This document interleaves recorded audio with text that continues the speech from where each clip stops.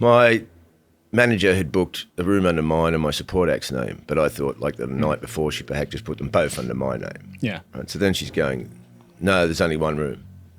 So I'm going, okay. And then she gives me nothing, like, where I thought, well, couldn't she just go into the system, right, and see who booked it, and see if they booked it under two names, right, do something. But that was just the customer service side of it. The other side of it was just like, if you just had see, everything's in it, well, it's not in the system. Yeah. Computer says no sort of mentality, it's not in the system, so then we stop it. And I always think, if you just had a book, right, Joe McTurnan, Steve, I could check. Someone could go, oh, it's under, is there a Joe McTurnan? Yeah. Oh, it's under your name. So, right. You know, I had an experience like this before the COVID thing where I'd gone down to London, I'd booked a hotel, and I booked it online. And I got there, and like this French girl who's doing the customer service, she was like, right, okay, you know, you've got your booking, it's Carl Benjamin, blah, blah. And she's right, have you got any ID? And I just looked at no. And then she just looked at me. And we looked at her, there's this weird, like, pregnant moment. And it's like, okay, well, what's going to happen now then? Because I'm not engaging with the system. You're supposed to provide your ID. Why the hell would I have ID? You know, this isn't a police state, or it wasn't before COVID. I don't have any proof of who I am. Why would I? To go into a hotel. Exactly. I'm going to a hotel. And then she's like, okay, never mind then. And I was like, oh, thank God. Because it's like, well, you know, you could see what was going on there. It's like, right, you could see the clogs going, right, he doesn't have any ID. I'm supposed to get ID.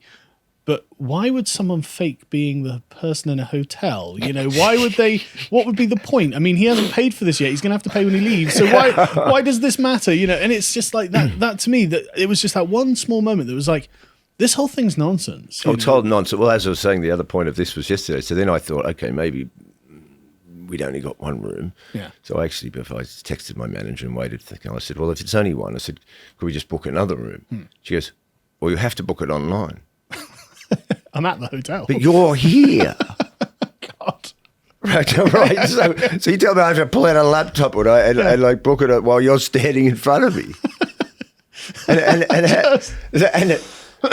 it's so stupid. It's so stupid. I'm literally in the hotel. I'm like a Ripley's where you're going to have to go away and go, that signal's got to go all the way into space, go around the world, then come back before I can write anything on my computer. Because it's not in the system. Yeah, but you're here. Yeah. I know if I was in a small family-run hotel in Bath. It'd be different. Right. Oh, God. Well, I'm sure we've got a spare room. I'll get George to go and sort it out. Yeah, exactly. Right? Which is also more human. Now, there's humans involved, right? Yeah. Right?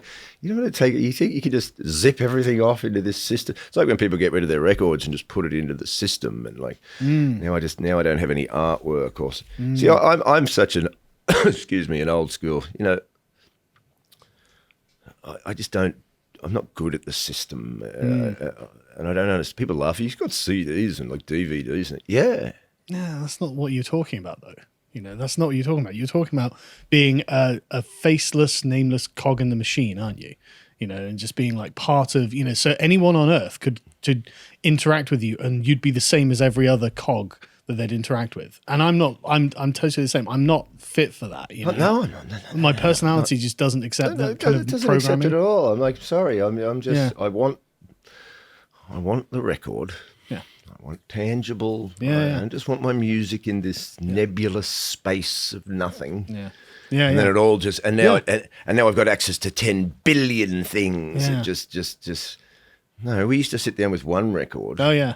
Put it on and read the lyrics and look where it was recorded and see who did it. And there wasn't a sidebar next to us going, oh, you could look at this or BMX things or that. You could go from this next minute, you look at it, what, American BMX, right? How did I get here? Yeah. You keep going into this web of... See, and people, you know, I think it could drive people psychotic. Well, I think it does. And I mean, I can still remember the first CD I ever bought. You know, it was REM, Automatic for the People, when I was like 13 or something. You know, and Some good songs on that record. Oh, it was brilliant. I used to hate REM, but I bought that one once. There's some good songs on it. I wasn't even a big fan of REM. I can't remember why I bought that rather than something else. But I bought that because of probably one song on it or something. But you know, the whole thing grew on me, and you know, REM as a band grew on me. But I don't want to go off into the weeds on that. But like, you know, but the point is, I can still remember what it was like having the physical thing. But like, right, I can put this on anytime I want and it's mine. You know, this is, you know, it's not like now where it literally is just, you know, it's in a cloud and someone could just turn off the server and that's it. It's all gone forever. Yeah. I've watched people standing around going, Alexa or whatever it's called, play Kiss, Detroit Rock City. Do you want to hear this by Sunny Day? But no. I'm sitting, why did you just put the record on? Like, I don't know how insane. How do you think this is easier than just go, track 3? Weirdly enough, I find it more hassle to actually give the commands as well. I'd rather just press, you know.